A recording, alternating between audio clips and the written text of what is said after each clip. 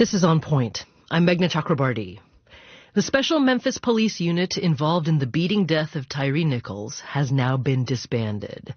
But similar units exist in other American cities. Lawmakers and law enforcement leadership say the units are especially important to suppress crime in victimized neighborhoods. Is that true? Are they effective?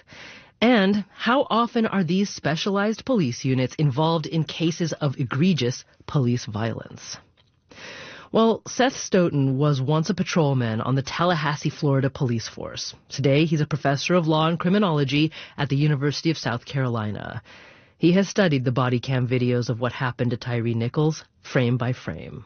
I was an officer for about 5 years. I made or assisted with literally hundreds of arrests, used force on a number of occasions against individuals who were trying to get away or otherwise, and I never saw anything like this from my colleagues.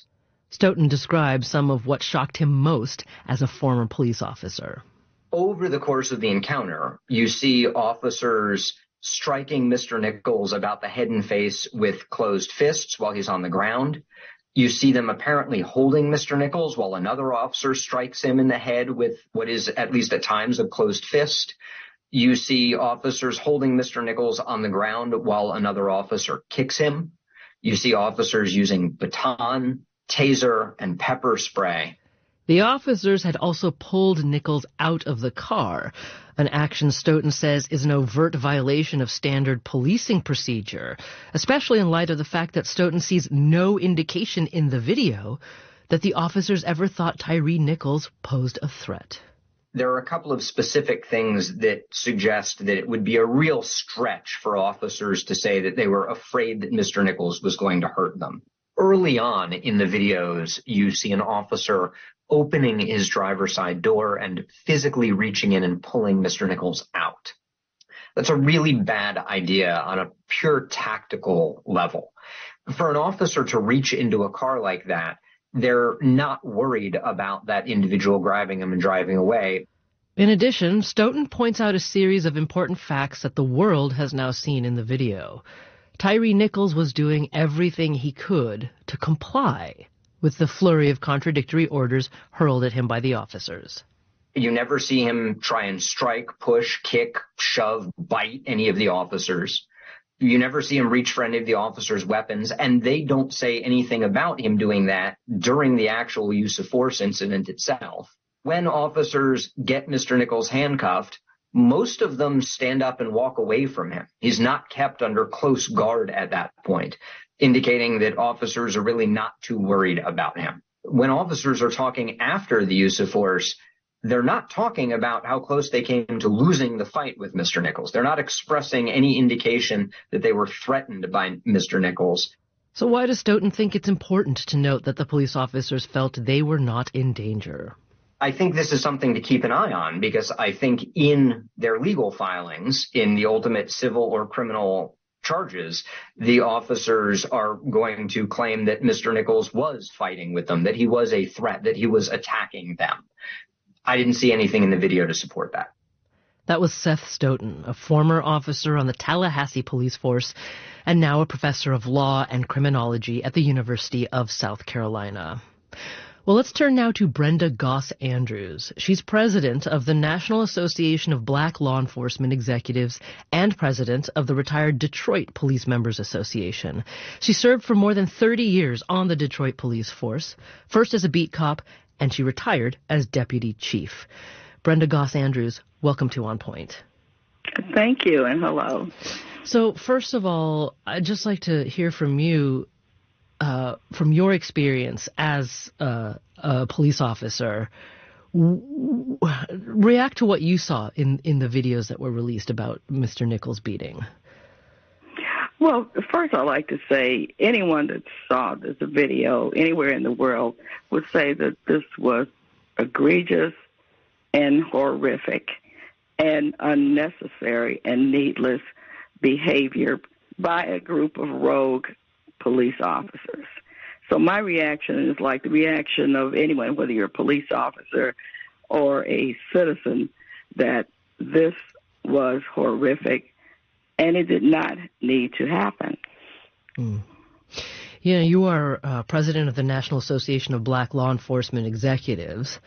I wonder how this latest incident is going over with your fellow black law enforcement officers.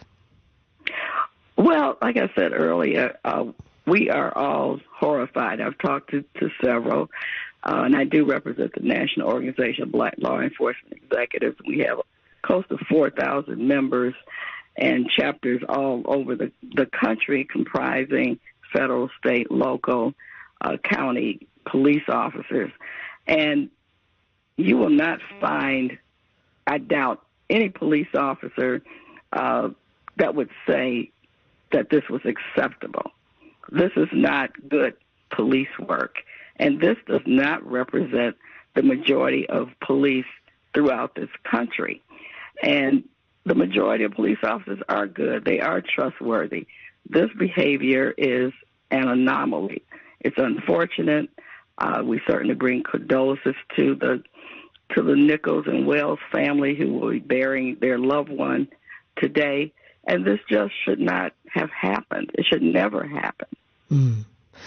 The officers who've been charged with Tyre Nichols' death are black. So is there something, I mean, I hear what you're saying about the majority of police officers not being like this, but is there something that's fundamentally gone wrong then with these specialized units? Because many people are asking questions about, they're considered to be more elite, perhaps have less oversight and accountability, that makes it harder to be sure that, to use your words, that officers don't go rogue. Well, I want to go back a little bit. Specialized units, for lack of a better word, have been around for decades. There were specialized units when I first came on as a police officer. I'm going to think that there were even before that. Detroit, if I may, had what we call STRESS, Stop the Robberies, Enjoy Safe Streets. And that was probably formulated in the early 70s, maybe late 60s into the early 70s, to do just that. It was a rash of robberies.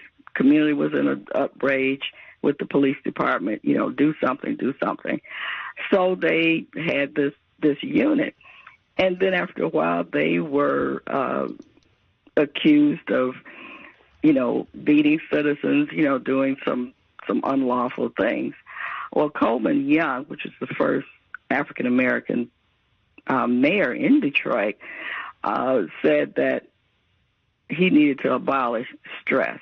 It was no longer doing what it was designed to do.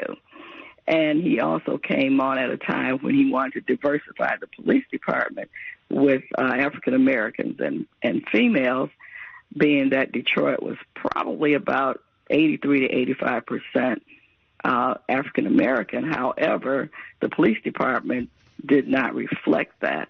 So this is when STRESS came about. So he actually disbanded the STRESS unit. But that did not mean that other units came about, which Detroit, every city, or especially every major city and probably others, have some type of units that target specific things. Police officers on patrol, they're responding to calls for service.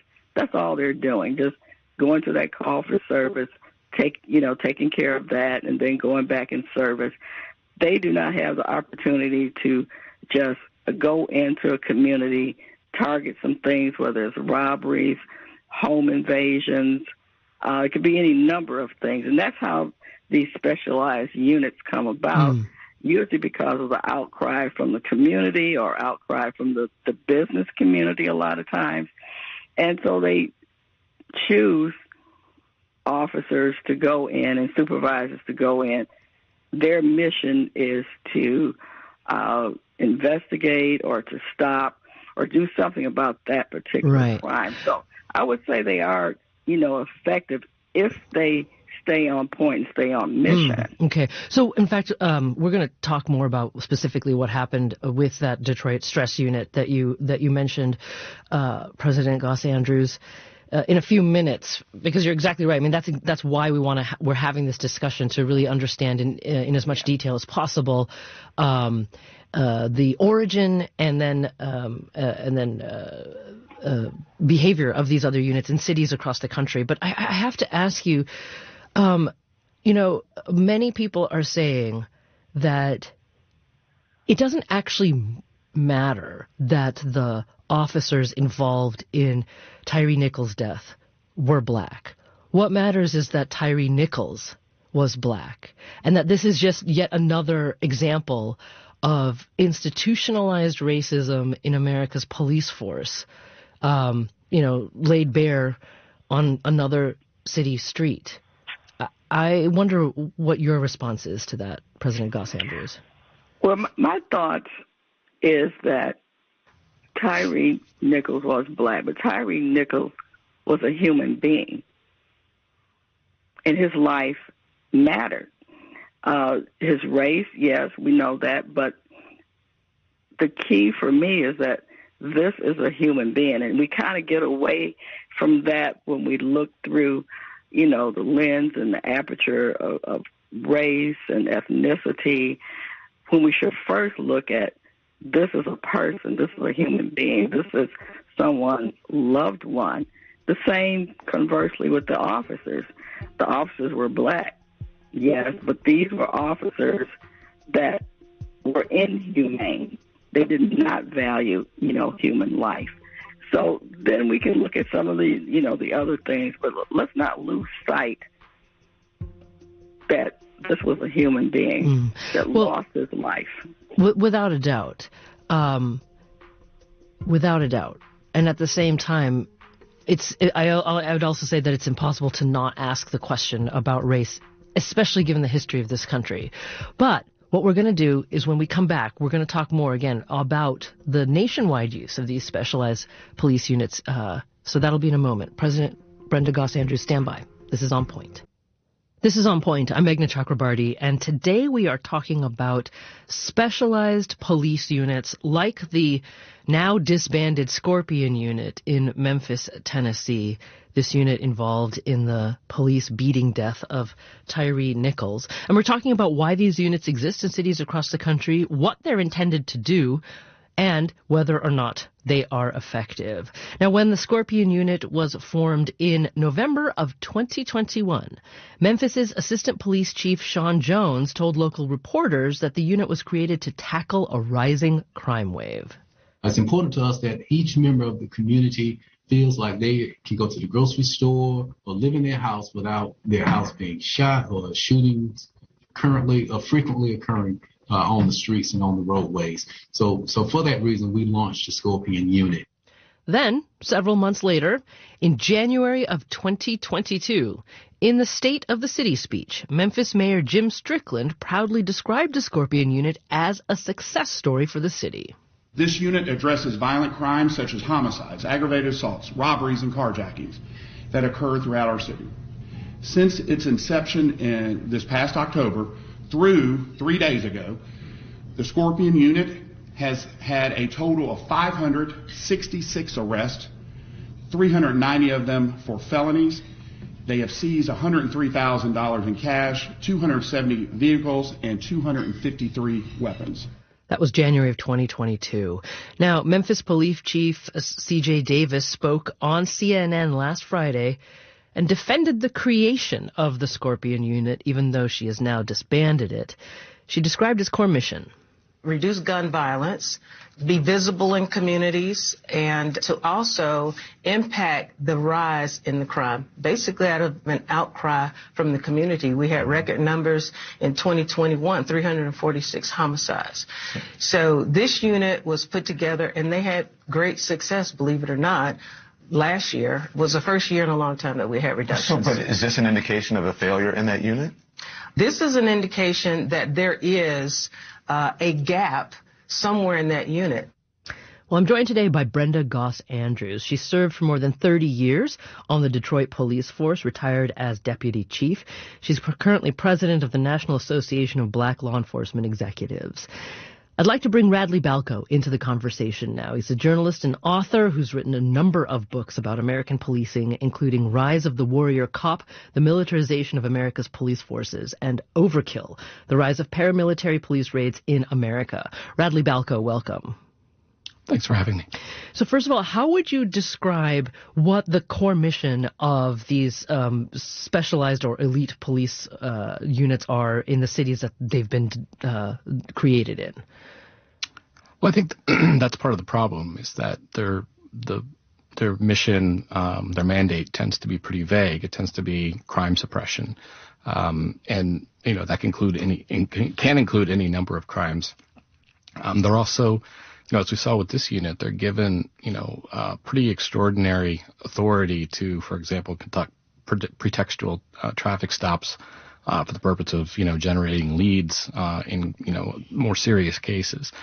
I'm not against police specialization. I think it's good to have officers who are particularly trained to investigate and prevent certain types of crimes, but these kind of vague crime suppression units have a long and sordid history.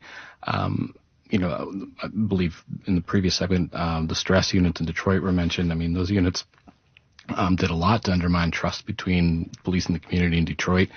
But we've seen similar scandals all over the country. You had the crash units in Los Angeles that created the Rampart scandal in the early 2000s. You've had the street crimes and plainclothes units in New York City that were responsible for the deaths of people like Amadou Diallo and Sean Bell, and some of the more, Eric Garner, some of the more, well-known police fatalities of police custody in that city's history. Chicago has had a really long and sordid history of these units, including units that were brought down because of officers who, not just police abuse, not just corruption, but officers dealing drugs, officers planting evidence, planting guns on people they'd shot. In one case, one of the officers who was cooperating with federal investigators, the head of the unit, was called the SOS unit, took out a hit on that officer. And then most recently in Baltimore, we had the elite gun crimes unit, which was brought down in a really just awful scandal. I believe 7 or 8 officers ended up going to prison for a wide range of criminal activity, including pretty much everything I just mentioned. So, I think, I understand why police officials and particularly politicians, when there's a rise in crime, they want to show that, they get it, that they understand the public's frustration, and creating these units is a intuitive way to do that, right? We need to give police officers more leeway. We need to give them less supervision. We need to let them sort of do what they have to do to solve crime in our city. But in the end, one of the fundamental things you need to effectively keep the community safe is the trust of the community. If people don't trust the police, they don't call them when something goes wrong. They don't cooperate when the police ask questions during an investigation. And, fundamentally, an incident like Tyre Nichols just does incalculable damage to the trust of these communities. Yeah. So I want to dig into more of the details that you just laid out here. And again, let's go back to that stress unit in Detroit in the 1970s, because as Brenda Goss Andrews correctly said, it was called the Stop the Robberies, Enjoy Safe Streets unit, or stress unit. And President Goss Andrews, Radley Balko has reported, specifically that the reason why that stress unit, one of the earliest examples of one of these specialized police groups, the reason why it was disbanded is because they were accused of planting evidence, physical abuse, corruption. They killed as many as 24 people, almost all of them black. And then the city ended the program, according to Radley's reporting, after the unit raided an apartment where 5 Wayne County Sheriff's deputies, all black, were playing poker.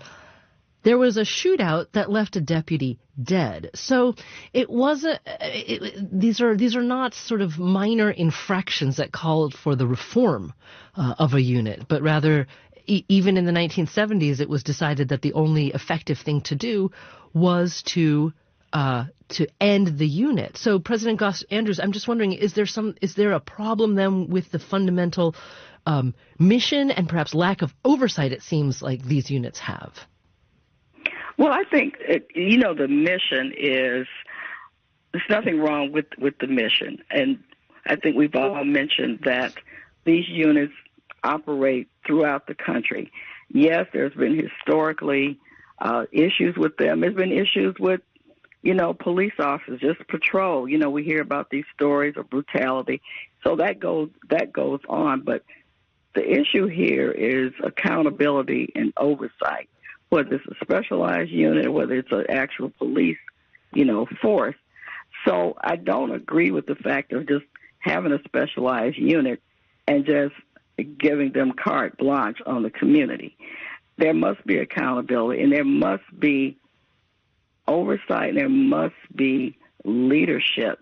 When looking at the body cam footage, what I didn't see, and maybe to bear out that a supervisor was there, but that would not make it good either if a supervisor was there and did take over that scene and stop what was going on. But they're going to have to look at the level of supervision. I think it goes to who are we putting in these units? Mm-hmm. How are we vetting those that are going into the unit? Are we looking at, their past performance? Are we looking at, their career? How long have they been in policing? I think it's a matter of those kinds of things, not the mission of what it's for, because the community still wants the police to come in and deal with some of these things in the community. And every community is different in terms of demographic.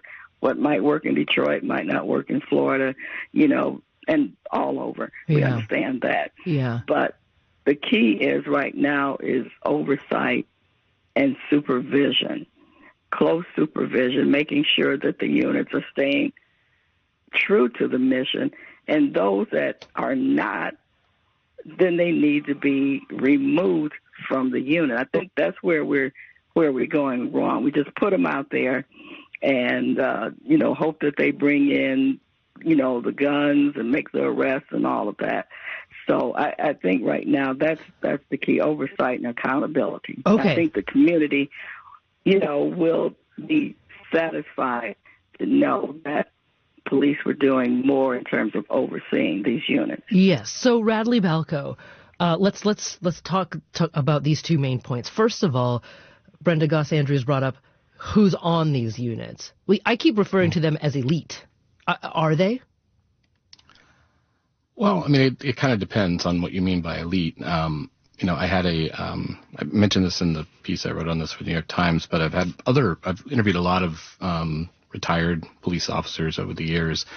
And, one thing you hear over and over from them is that a lot of them were there when SWAT teams were first introduced to their department, and they would say, that the officers who really, really wanted to be on the SWAT team were the last officers you should put on the SWAT team. And I think when you call your unit one of these specialized units, you give it a name like Scorpion.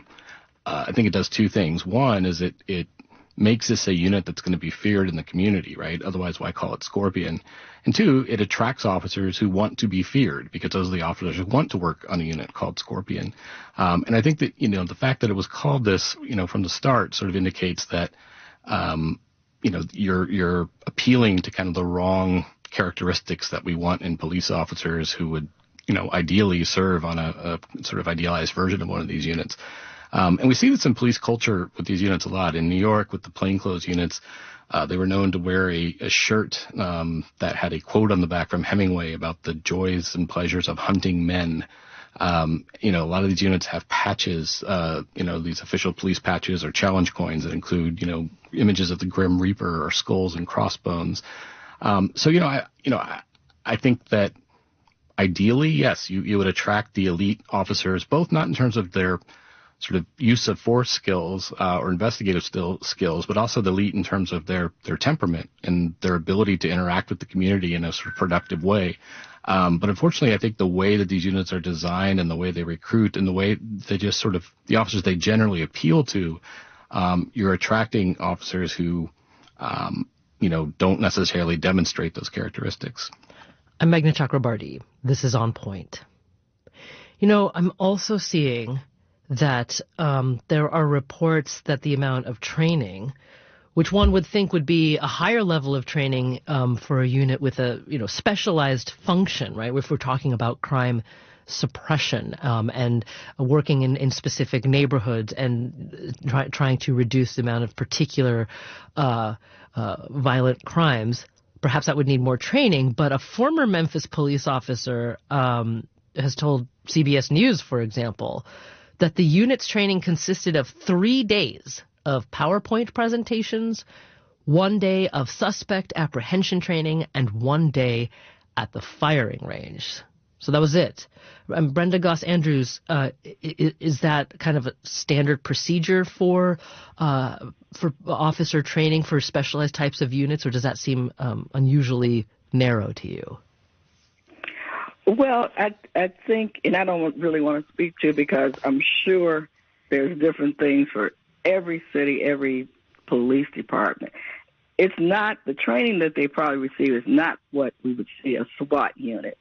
At least I know in Detroit, is very, very selective, very extensive training that went on, for a long period of time. Even when they got to the unit, training was ongoing. So it took a long time for those that were in the SWAT unit, first of all, to get there, because it was a very extensive vetting process. These specialized units are unlike, SWAT. They're usually brought in, like I said, for specific things. I can't speak to the type of training that they might have, but I can say that that's an aspect not only of vetting who comes in, but also looking at the type of training. What training has the officer already had? What training do we need to have to give them?